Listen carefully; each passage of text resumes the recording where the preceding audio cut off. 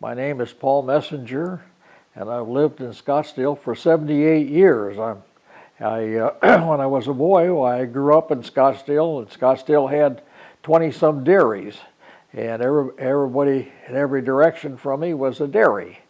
And when you got up at 4 o'clock in the morning to milk your cows, you listened for each person's radio, and some people's radio went ahead and and would be on. So Dad would say, "Well, so-and-so you can't hear so-and-so. Give them a call. I think they've overslept." And that's how we started in the morning. And all of us got out of school at 2:30 in the afternoon, and we didn't go home except to the dairy. We went to our milk cows, and you had to milk cows in the afternoon. And the teachers knew that some of the students stayed and shot baskets, but the rest of us went home and milked cows. Schrader boys, the Zimmermans, the Pastorinis, the Stewarts, and so many families. It was a good life, and that's where we grew up. My business is on our old family farm, and I bought a piece of that farm, 3 or 4 acres, 3 acres, I guess actually 3.5 acres, and I bought that back in 1958, and I paid $80,000 for it. Now that land today is worth $2 million. It's actually $2.25 million, and it's taxed approximately 10% of the value of it. So you can imagine I'm paying almost $250,000 a year taxes. If I didn't have a successful business on my property, I couldn't pay that kind of tax. And we're going to find that all over our downtown area, the same thing's happening. Merchants who bought a store for $60 or $80 or $100 or $150,000, today their store is worth $250,000 or $500,000. And so you wonder why they're going to go up. Well, we're going to have to compromise.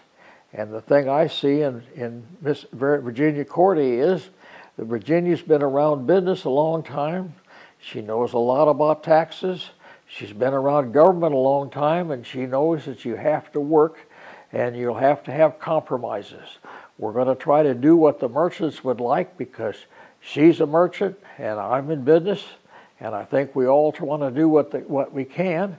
But I know that in the process of doing that, we're going to have to find better uses and situations because times are changing, and those are the things we're all living with.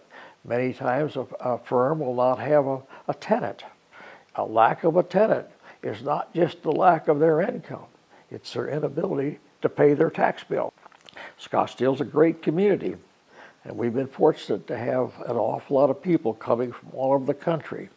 And the reason it's a great community, I think, is not because our land is better than other land.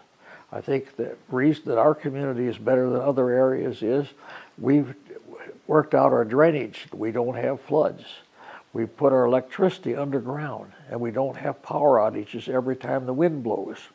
We've got fire sprinklers in 90-some% of our buildings, and so we don't have people that burn up like they do in the rest of the valley. I think we've done a good job in so many different areas. We've required setbacks. We've required signage on the buildings.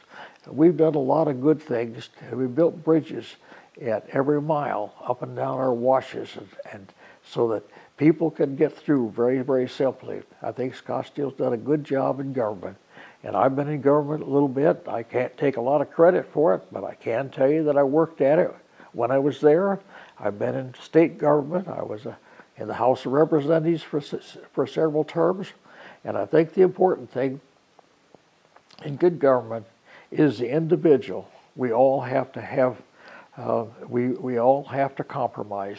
And I know in legislation, you compromise with the other opposition party if you're going to pass legislation.